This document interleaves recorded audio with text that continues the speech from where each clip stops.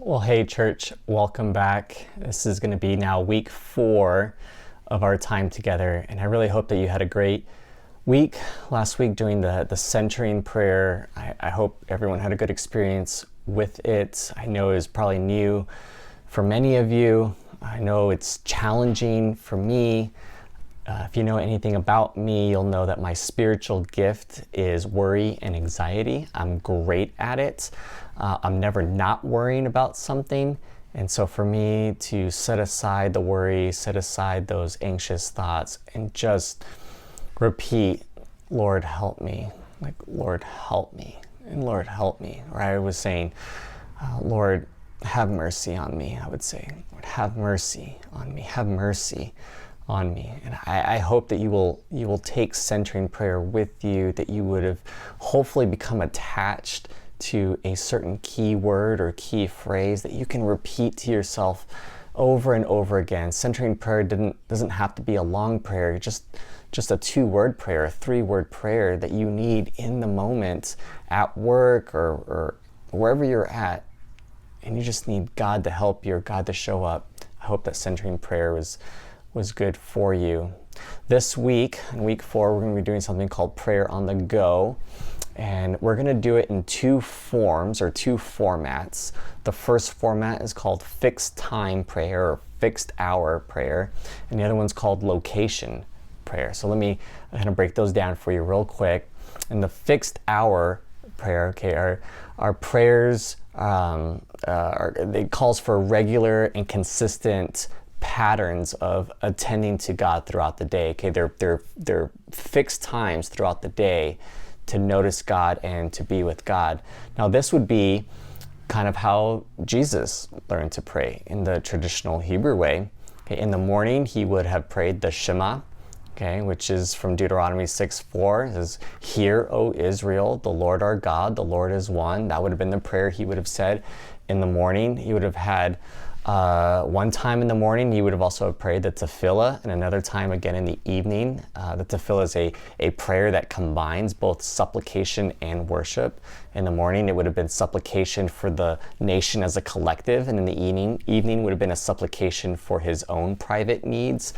And again, it's a time of worship. A devout Jew's habit would be to go to the temple at the 6th and 9th hour. For us, that would be noon and 3 o'clock every day. That's where they would go to temple to pray. And we know in the book of Acts that after Jesus' death and resurrection, the disciples continued to pray at fixed times during the day. Again, in the Old Testament, we read that David prayed 7 times a day. And Daniel, during the Exodus, we know he had 3 set times where he was praying. And this long history of fixed time has even gone into the early church fathers. We know it was something practiced by Saint Benedict. And so I get it, having 7 fixed times, 7 times that a person is praying. It sounds overwhelming. It sounds a little much.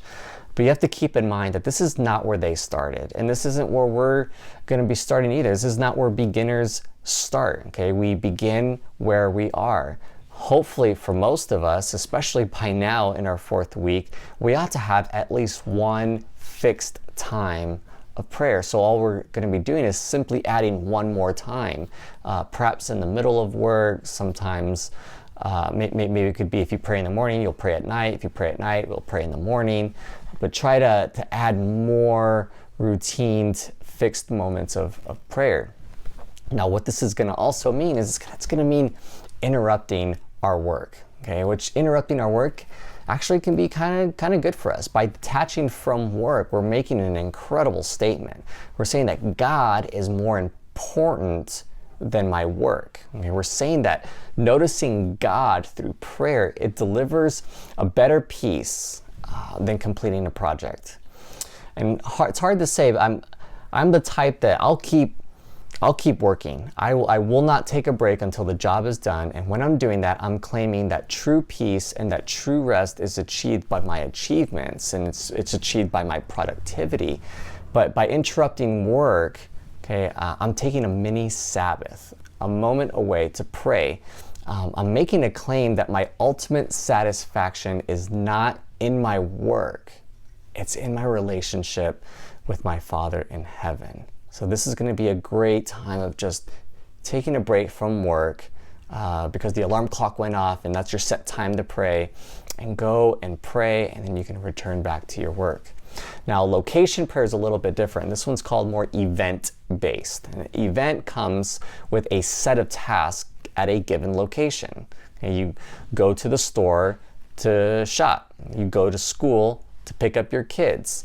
There's an event that has a location and it has a set of tasks, okay? Now, this form of prayer takes a bit of effort and a bit of intention, okay? Because you've got to be intentional about inviting God into every event at any given location. So several times, okay, the Bible shows us a Jesus who loves to pray on mountains. Okay, so if you've been a follower of Jesus for some time, you might actually know that there are certain locations that help you pray better. For me, it's mountains and the beach. Nature has a wonderful way of putting us in this mindset of awe, and a mindset where we behold something much larger, much bigger, much more beautiful, and honestly a lot more interesting than ourselves. And what it shows me, I love this, is in the Westminster Catechism, it's 100% right about what humans are designed to do. When it says, what is the chief end of mankind? It's to glorify God and enjoy Him forever. Okay, we put ourselves in locations where it's easier to glorify God and it's easier to enjoy Him. Okay, so sadly, we spend a lot more time glorifying ourselves and we spend more time enjoying ourselves, and yet prayer by location will bring worship back to where worship belongs, which is on God. And I get that some of us don't work at work anymore. The pandemic of 2020 might have shifted your job to now you work from home. You don't really travel to a bunch of different locations for work.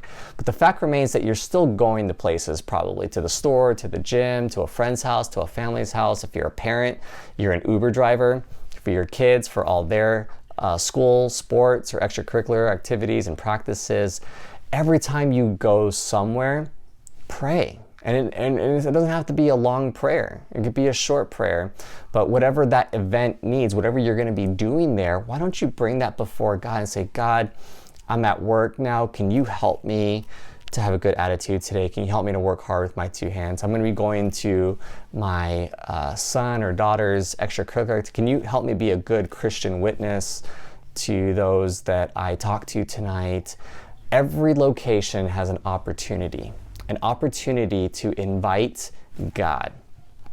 Now, most of the time, like I said, it's going to be a prayer for something that you need, like work. Help me to work with my two hands. Help me to have a good attitude. Whatever it is, don't miss out on the opportunity to bring God into that location. Okay, so this week, we're going to practice both fixed hour prayer and location prayer. Read the book. I give a little bit more guidance and help on how to have a successful week at doing this. And then we'll meet back for our 5th and final week. I love you guys, and I hope you have a great week. Bye-bye.